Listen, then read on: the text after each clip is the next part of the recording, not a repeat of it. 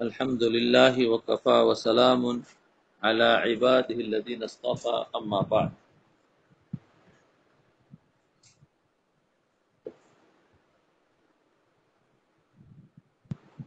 حضرت تھانوی رحمۃ اللہ علیہ کی جو حکایت تھی وہ کل بات چل رہی تھی.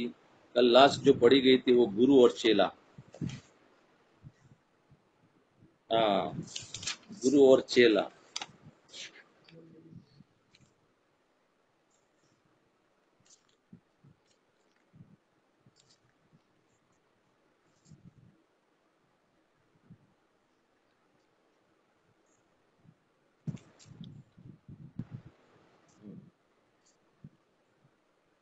پھر اس کے بعد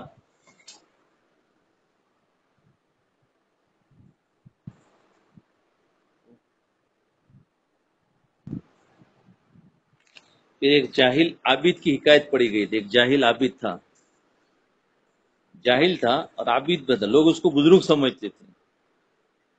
جیسے ہماری بھی عادت ہے نا، کوئی تھوڑی بہت کچھ کتاب لگا عالمہ ہے، عالمہ عالم بن گیا. تو پہلے تو وہ بیچارہ جاہل تھا اور لوگ بزرگ تھے. ایک آدمی اس میں مسخرہ تھا، وہ مانتا نہیں تھا. تو بعد میں اس نے اس جاہل بزرگ کے گھر پر بیٹھ گیا، چھت پر چڑھا گیا اور جبریل بن کے بولا کون؟ بولے جبریل ہو. بولا آج سے تمہاری نمازیں معاف ہو گئی. تو وہ بیچارے نماز پڑھنا چھوڑ دیا. ایسے بزرگ تھے. جی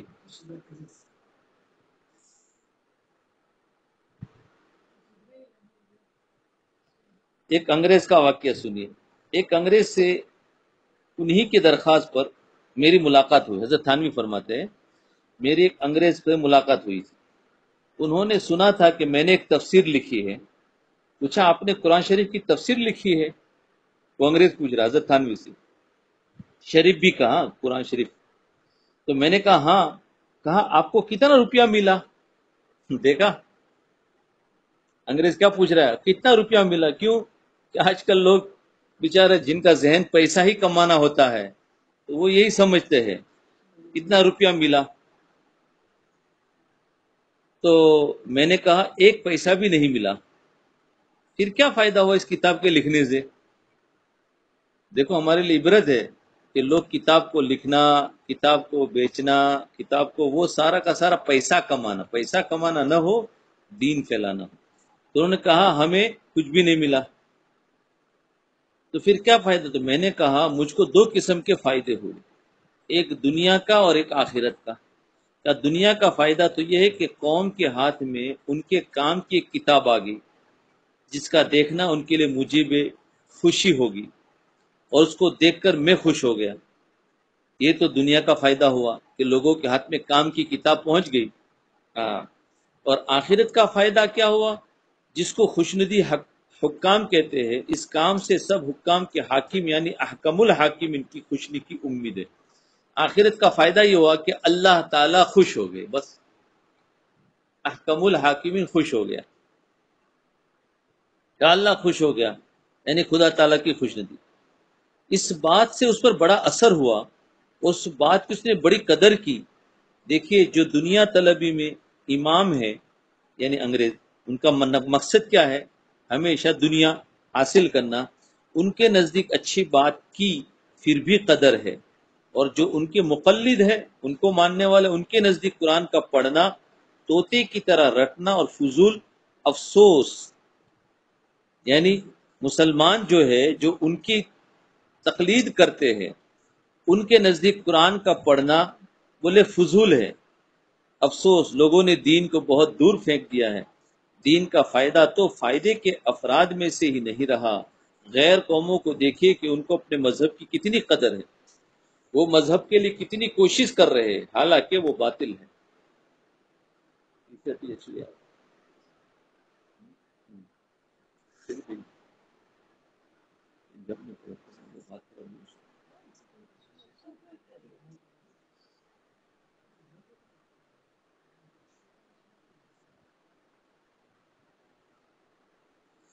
دیکھو ایک اہلکار کس کو کہتے ہیں؟ ایک کام والا آدمی. ایک کام والا تھا. ایسے پکے نمازی تھے کہ صبح کی نماز پڑھ کر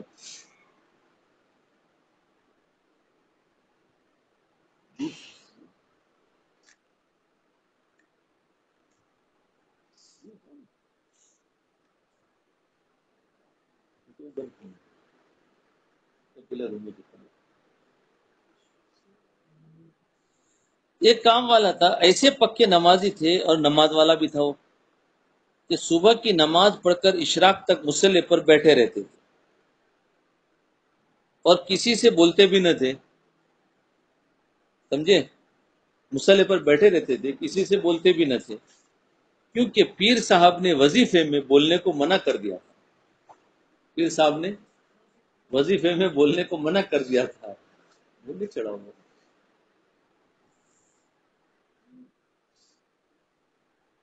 ہاں، اب ایسا پیر مل گیا ہوگا، اس لیے اس کو اہلکار کہا، پیر کی ماننے والا۔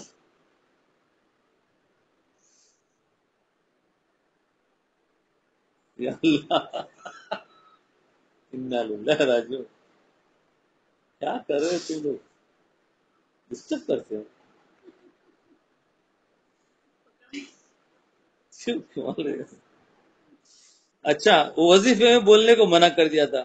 اہل مقدمہ، جو مقدمہ والے تھے، ان کا بھی کئی مقدمے اسی وقت آتے اور رشوتیں پیش کرتے اور یہ زبان سے کچھ نہ کہتے، یعنی اہلکار کہتے، یعنی کوئی سرکاری آدمی تھا، ہاں، اور نمازی بھی تھا پکا، اور فجر کے بعد سے لے کے اشراق تک کچھ بولتا نہیں تھا، تو کیس جن کے ہوتے تھے وہ لوگ آتے تھے اور ان کو رشوتیں پیش کرتے تھے اور یہ زبان سے کچھ نہ کہتے کیونکہ وظیفے میں خلل پڑے گا، تو انگلیوں سے اشارہ کرتے، 200 لوں گا یا 500 لوں گا، انگلیوں سے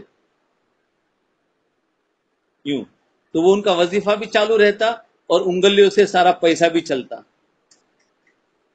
تو وہ بولے 200 لوں گا یا 500 لوں گا، لوگ کہتے 100 لے لیجیے، اب وہ اشارے سے ایک بتاتے، یہ اشارے سے کہتے نہیں، اور وہی 2 انگلیاں اٹھا دیتے کہ 200 ہی لوں گا، اہل غرض مجبور ہو کر وہی دیتے۔ پھر آپ اشارہ کرتے کہ مصلی کے نیچے رکھ دو، وہ ہاتھ میں بھی نہیں لیتے تھے، ایسے وظیفے والے تھے، کیا کہتے؟ مصلی کے نیچے رکھ دو، فائدہ بس ان لوگوں کے نزدیک یہ ہے فائدہ، بس اب تو روپیہ ہی سب کچھ ہے، اس کے سامنے نہ حرام کچھ ہے نہ خبیث کوئی چیز ہے۔ یعنی کسی نے وظیفہ پڑھا بتایا ہوگا کہ تم یہ وظیفہ فجر کے بعد سے لے کر اشراق تک بیٹھنا، کسی سے بولنا نہیں، تو تمہیں خوب پیسہ ملے گا۔ تو پیسہ ان کو مل گیا، تو بولے مصلی کے جو سمجھے کہ چلو بھائی یہ اچھا ہے، چاہے کیسے بھی آئے پیسے۔ ایک شاعر تھا، سودا شاعر، اس کی بیوی نمازی تھی۔ سودا نے کہا کہ تو نماز کیوں پڑھا کرتی ہے؟ یعنی شاعر نے اپنی بیوی سے کہا تو نماز کیوں پڑھا کرتی ہے، تجھے اس سے کیا ملتا ہے؟ تو اس نے کہا ہمیں جنت ملے گی۔ کہنے لگا جا بے وقوف، تو وہاں بھی ان غریب مسکین ملاؤں کے ساتھ رہے گی؟ نعوذ باللہ، کیا بولتا ہے؟ بولے جا بے وقوف، تو وہاں بھی ان غریب مسکین ملاؤں کے ساتھ رہے گی، اور ہم تو جہنم میں جائیں گے جہاں بڑے بڑے بادشاہ ہوں گے، عمرا ہوں گے، رئیس ہوں گے، جیسے فرعون، حامان، شداد، نمرود، قارون ہوں گے، تو ہم تو جہنم میں جائیں گے اور بہت اچھے طریقے۔ اللہ حول ولا قوت الا باللہ۔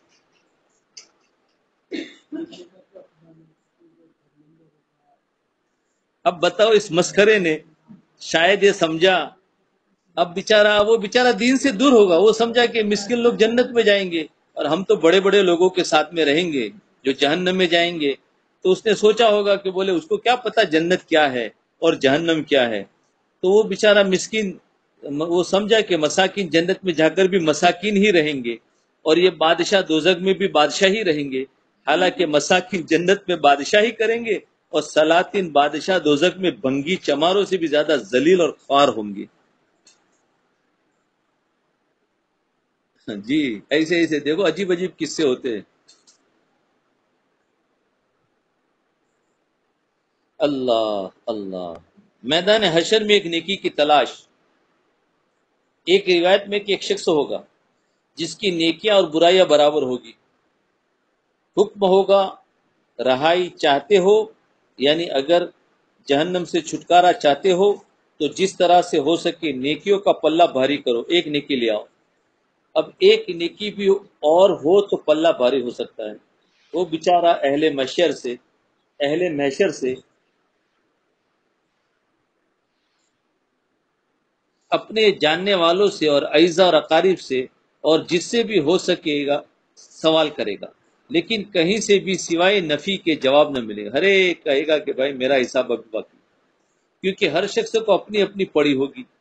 ہر شخص کو یہ خیال ہو سکتا ہے کہ شاید ہمارے حساب میں بھی ایک نیکی کی کمی آ جاوے اور اس کی بدولت ہم اٹکے پڑے۔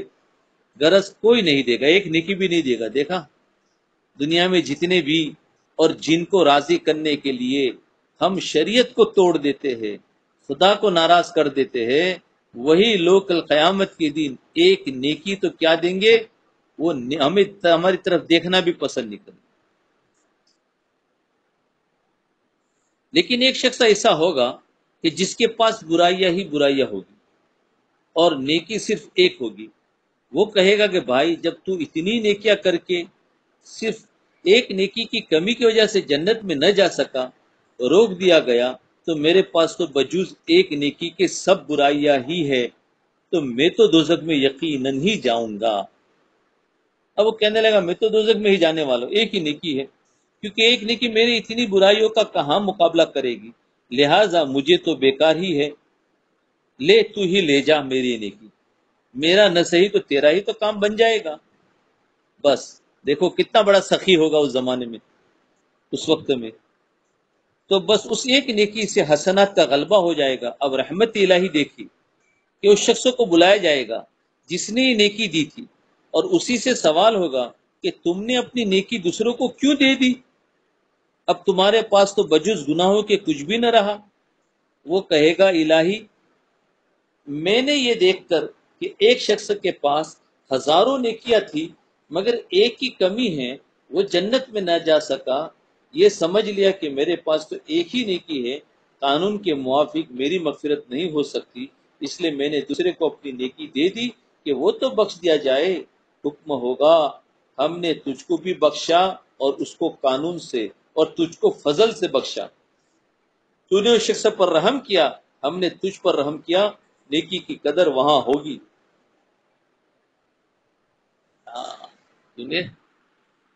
جی اس لیے ایک ایک نیکی کو بھی ہلکا نہ ہم سمجھے، بہت قیمتی نیکی ہے۔ نیکی کی قدر قیامت میں ہوگی۔ حدیث میں ہے کہ لوگ ایک ایک نیکی کے بدلے اٹک جائیں گے اور نجات نہ ہو سکے گی۔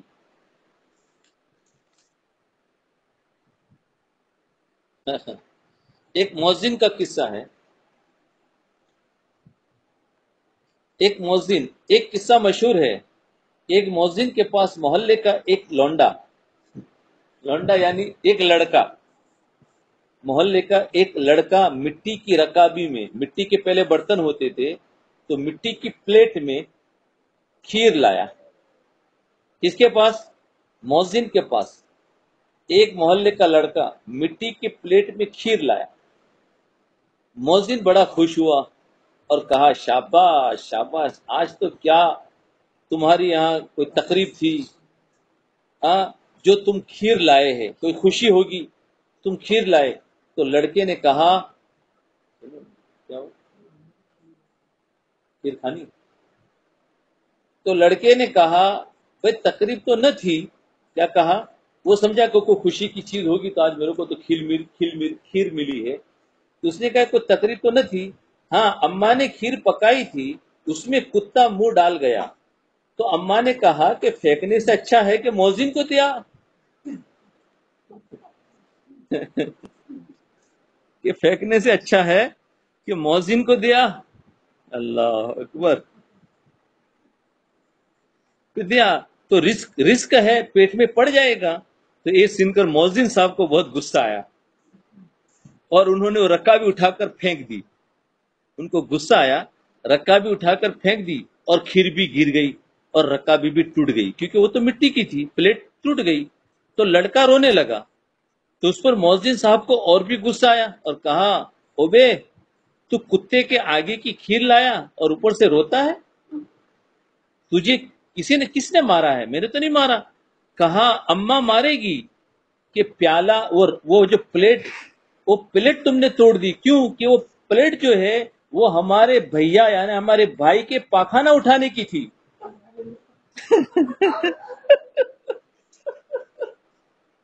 اللہ اکبر. وہ پلیٹ بھی ہمارے بھیا کی پاخانہ اٹھانے کی تھی، تو بھیا کے گو اٹھانے کی تھی. تو ضرب بھی بڑا پاکیزہ تھا اور مضروب بھی ایسا ہی جوڑا تھا. تو دیکھو آج کل لوگ ایسا ہوتے ہیں، عجیب ہے. کیوں آج کل یہ زیادہ بے جوڑ نہیں؟ کیونکہ مؤذن بھی آج کل کے خیر سے ایسے ہی لوگ رکھے جاتے ہیں جو جو پاخانے کی ٹھیکرے کے برابر ہوتے ہیں اور کسی کام کے نہ ہو. اندھے، لنجے، اپاہج، بے علم آدمی مؤذن اور امام بنائے جاتے ہیں. ہاں آج کل ایسا ہی ہوتا ہے، جو سب سے گھٹیا قسم کا ہوگا اس کو مؤذن میں رکھتے ہیں. یہاں پر ایسا ہی رواج ہوتا ہے. تو فرمایا ایسے لوگوں کو رکھا جاتا ہے کیونکہ جو آدمی کام کا ہوگا وہ تو خرچ سے ہی آئے گا، اور لطف یہ کہ خرچ تو کرتے نہیں اور کام ان سے اتنا لیتے ہیں کہ زر خرید غلام سے بھی کوئی نہ لے. یعنی ایک غلام جس کو ہم نے خریدا ہو اس سے جتنا کام لیتے اس سے بھی زیادہ کام اس سے لیتے جی، اور سارا کام مؤذن سے کراتے.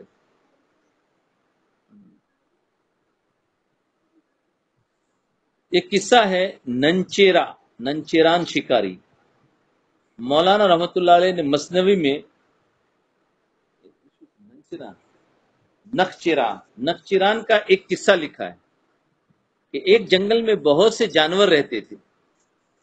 سنے بہت مزیدار ہے. ایک قصوں میں بہت ساری عبرتیں بھی ہوتی ہے. تو جنگل میں بہت سارے جانور رہتے تھے. وہاں ایک شیر آ گیا. اس نے چیر پھاڑ شروع کر دی. جس کو چاہتا شکار کر لیتا. تو جانور بہت تنگ ہوئے اور آپس میں مشورہ کر کے اس شیر سے جا کر کہا کہ ہم آپ کے لیے روز کی خوراک مقرر کر دیتے ہیں. ایک جانور روز آپ کو بھیج دیا کریں گے اور ہم سب کو نہ ستاؤ. بس یہ مقرر ہو گیا شیر سے کہ روز کوڑا ڈال کر جس کا نام نکلتا اس جانور کو بھیج دیتے تھے. جانوروں نے مشورہ کیا تو اس کو بھیج دے. باقی سب جانور امن و امان سے رہتے تھے. ایک روز خرگوش کا نام نکل آیا. خرگوش سمجھتے کس کو کہتے ہیں؟ ریبٹ. خرگوش کا نام نکل آیا. تو اس نے ایک تدبیر سوچی اور کہا آج میں اس کا جھگڑا پاک کر دیتا ہوں. اور ذرا دیر کر کے گیا تو وہاں شیر بھوکا بیٹھا تھا. بھوک کی وجہ سے نہایت غصے میں تھا. اس کو دیکھ کر کہنے لگا بس اب میں پھر وہی طریقہ شروع کروں گا جو سامنے پڑا اسے ہی پھاڑ ڈالا. تم لوگوں نے اپنا عہد خود ہی توڑ دیا ہے. خرگوش نے کہا حضور کو اختیار ہے، آپ مالک ہے، مگر میری بات تو سن لیجئے. میں سب جانوروں کی طرف سے آپ کو اس بات کی اطلاع کرنے آیا ہوں. سب جانوروں کی طرف سے آپ کو اس بات کی اطلاع کرنے آیا ہوں کہ آئندہ ہم سے وعدہ پورا نہ ہوگا. کیوں؟ کیونکہ ایک زبردست شیر جنگل میں اور آ گیا ہے اور وہ راستہ ہی میں سے آپ کا راتب یعنی آپ کی غذا لے لیتا ہے. چنانچہ میں اس وقت اپنے ایک دوسرے بھائی کو حضور کی خوراک کے لیے لایا تھا. اس شیر نے راستے ہی میں چھین لیا. اگر ایسا ہی ہوا کرے گا تو ہم کہاں تک وعدہ پورا کریں گے؟ سمجھے جی. خرگوش اچھا کون سے جانور ہے؟ ریبٹ ہو گیا نا بھائی. تو شیر کو یہ سن کر غصہ آ گیا. اچھا کہ دوسرا شیر آ گیا ہے. غصہ آ گیا اور کہا بتلا تو وہ شیر کہاں ہے تو میں بھی تو اسے دیکھوں. خرگوش نے کہا چلیے. چنانچہ اس کو ایک بڑے کنویں کے پاس لے گیا اور کہا وہ اس کنویں میں ہے. تو شیر نے جھانک کر جو دیکھا تو کنویں میں ایک شیر اور خرگوش نظر آیا. اس نے کہا دیکھیے وہ ہے اور خرگوش بھی ساتھ لیے ہوئے ہے. بس شیر کو تو غصہ آیا اور ایک دم کنویں میں کود پڑا. خرگوش کا کام بن گیا اور اچھلتا کودتا نکچیروں جنگلی جانوروں کے پاس پہنچا. نکچیروں کہتے ہیں جنگلی جانوروں کو. ان کے پاس پہنچا اور مبارکباد دی کہ میں دشمن کو ہلاک کر آیا ہوں. دیکھا کیسی چالاکی سے. اس میں نصیحت کیا ہے؟ دیکھیں اس شیر نے کیا غلطی کی کہ جس سے لڑنے کو چلا تھا وہ اپنی صورت تو تھی مگر تمیز نہ ہوئی، جس کا نتیجہ ہوا کہ خود ہی ہلاک ہو گیا. آج انسان جیسا ہوتا ہے دوسرے کے اندر اس کو اپنی صورت نظر آتی ہے. چور والے کو چور کی صورت نظر آئے گی، برے آدمی کو بری صورت نظر آتی ہے، اور تمیز کر پاتا نہیں، وہ بھی ہلاک ہو جاتا. ہاں، یعنی فرق پڑنا. ایسا ہی ایک بچے کا قصہ ہے. ایسے ہی ایک بچہ روٹی کھا رہا تھا، پانی کا لوٹا پاس رکھا تھا، اتفاق سے ٹکڑا آ گیا، یعنی گر گیا، ٹکڑا گر گیا، آ گیا لکھا. جاگ کر جو دیکھا تو اپنی صورت نظر آئی کہ ایک بچہ ہاتھ میں ٹکڑا لیے ہوئے ہے، بس لگا رونے کہ ہائے ابا، اس نے میرا ٹکڑا چھین لیا. ابا جان نے کہا کس نے چھین لیا؟ کہا یہ جو لوٹے میں بیٹھا ہے. وہ بھی اسی کے باوا تھے، لوٹے میں یعنی ابو تھے. لوٹے میں جھانک کر جو انہوں نے دیکھا تو ان کو اپنی بزرگ صورت نظر آئی. اس کو خطاب کر کے فرماتے کہ اتنی بڑی داڑھی لگا کر شرم نہیں آئی کہ بچے کا لقمہ چھین لیا. یہ سب اپنے ہی کو سنا رہے تھے مگر حماقت سے سمجھ لیا کہ دوسروں کو سنا رہا ہوں. تو یہ تینوں قصے ایک دوسرے سے متعلق ہے. جو لوگ علماء پر، مساجد پر، مسکینوں پر اعتراض کرتے ہیں تو سمجھ لے کہ یہ صورتحال انہی کی بنائی ہوئی ہے. اگر صحیح طریقے پر ان کی خیر خبر گیری ہوتی رہے تو یہ ایسے شکست حال کیوں رہے؟ تو یاد رکھے کہ انسان جیسا ہوتا ہے ویسے دوسرے کو سمجھتا ہے.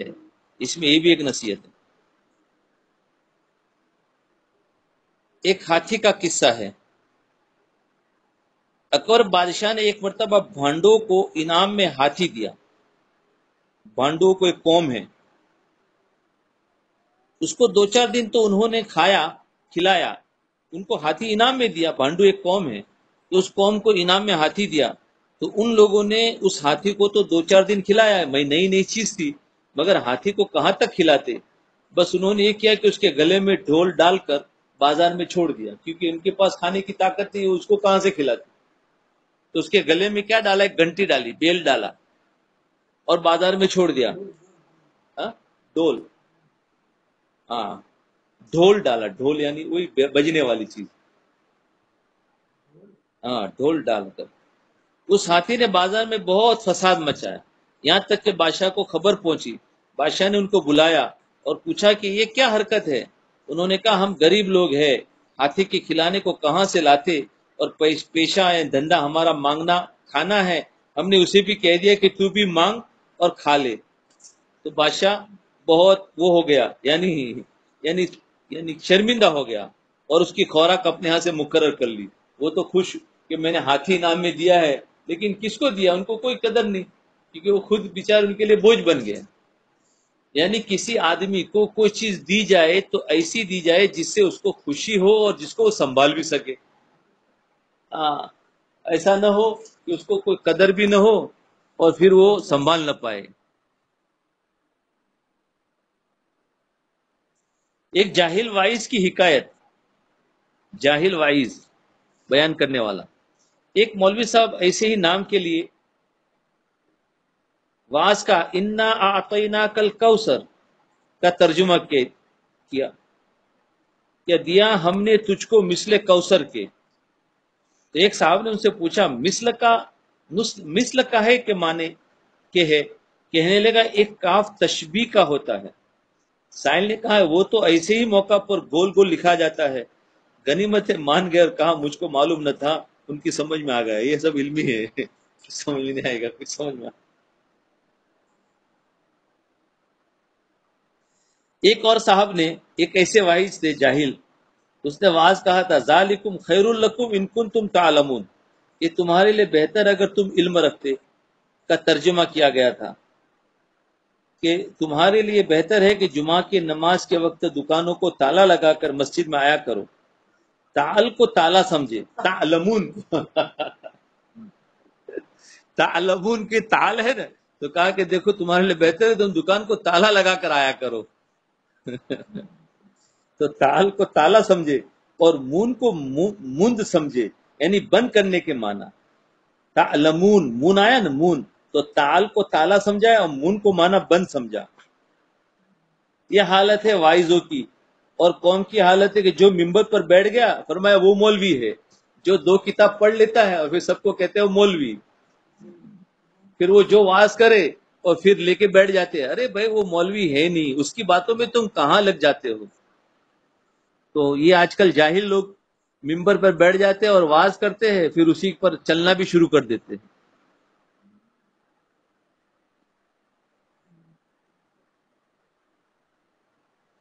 ایک علاقہ ہے بیلگرام. ایک بزرگ کا قصہ.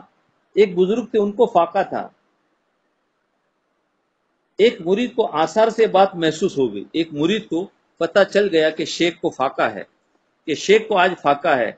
تو وہ اٹھ کر گئے اور ایک خوان میں کھانا لا کر شیخ کی خدمت میں لائے.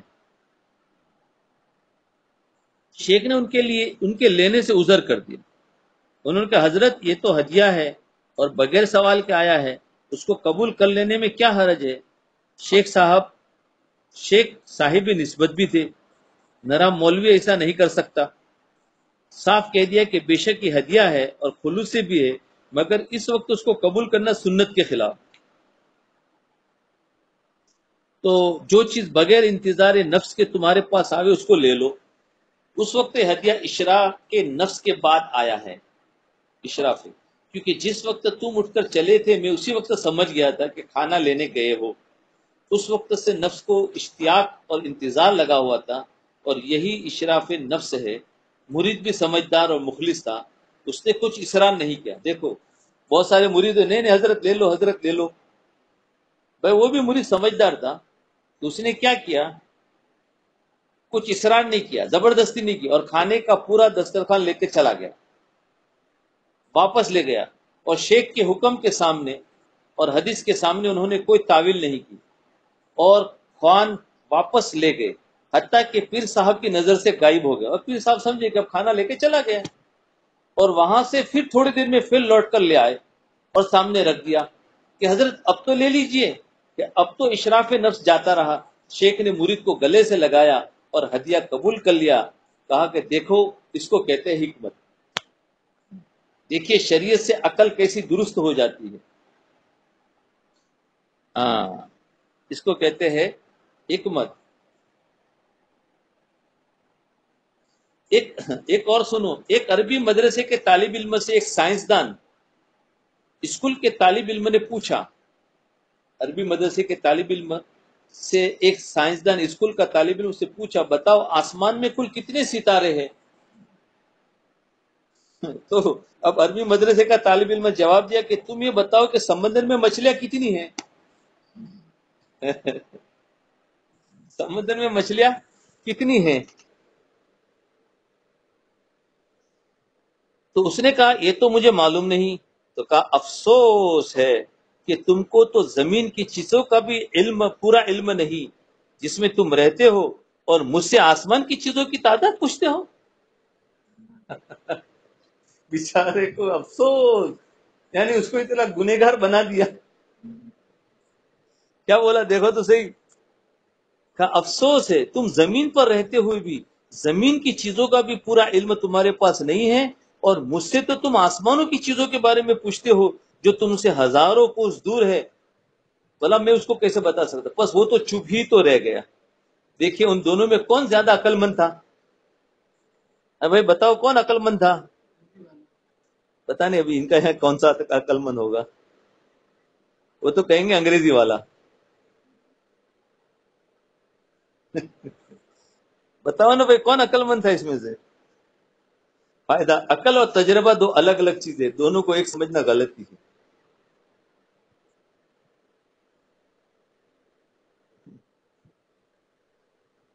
چھوٹا بچہ نہیں، طالب علم تھا.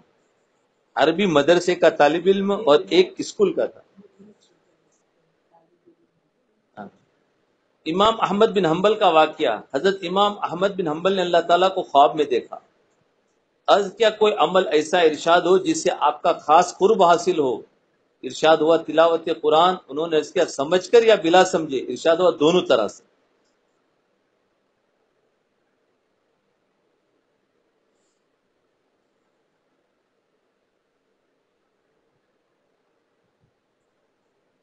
جی. ایک بنیا اور اس کی بیوی کی حکایت. ایک بنیا اور اس کی بیوی کی حکایت. ایک حکایت مشہور ہے کہ کسی بنیے نے اپنی عورت سے کہا ذرا مجھے باٹ اٹھا کر دے. باٹ سمجھے؟ باٹ کہتے ہیں جو وہ لوہے کا وزن ہوتا ہے نا، اس کو کیا بولتے ہیں؟ ویٹ. ویٹ. ہاں. باٹ کہتے ہیں جو ویٹ مشین کے اوپر جو رکھتے ہیں نا، ایک ویٹ کو، چھوٹا سا لوہے کا ٹکڑا ہوتا ہے، اس کو کہتے ہیں اردو میں باٹ. ابھی تو ڈیجیٹل مشین آ گئی اس لیے سمجھ میں نہیں آتا. پہلے تو وہ پلڑے والے رہتے تھے نا، تو اس میں رکھا جاتا تھا لوہے کی چیز، اسٹون جو کہتے ہیں. ہاں.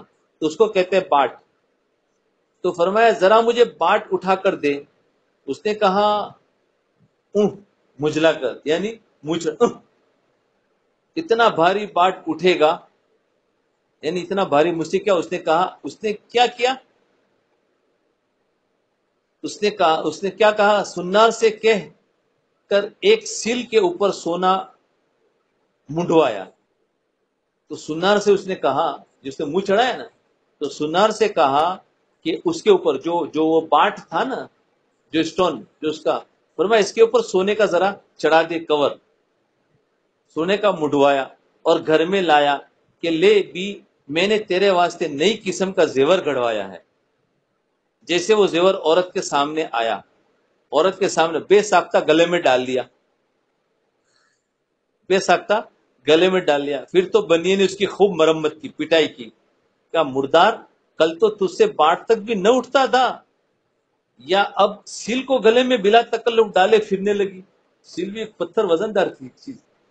فرمایا اس کو تو گلے میں بلا تکلف ڈال کے پھر رہی ہے. یہ حالت ہے ان زیور کے شوق کی لڑکیوں کو دیکھا ہے کہ کان لہو لہان ہے مگر سونا لاد رکھا ہے. کیسی ہی تکلیف ہو مگر اس کو نہیں چھوڑ سکتی. کانوں کے بوجھ اور تکلیف کی وجہ سے گردن تک نہیں جھکا سکتی، مگر تمام کنبے کو دکھلاتی پھرتی ہے تاکہ اچھی لگو. مشہور تو یہ ہے کہ پھٹ پڑے وہ سونا جس سے ٹوٹے کان،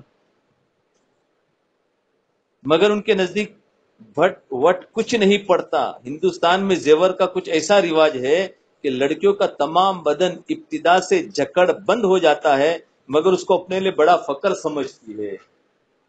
یہ ہندوستان میں ایسا رواج زیادہ ہے، پتہ نہیں آپ لوگوں کے یہاں کیا ہے.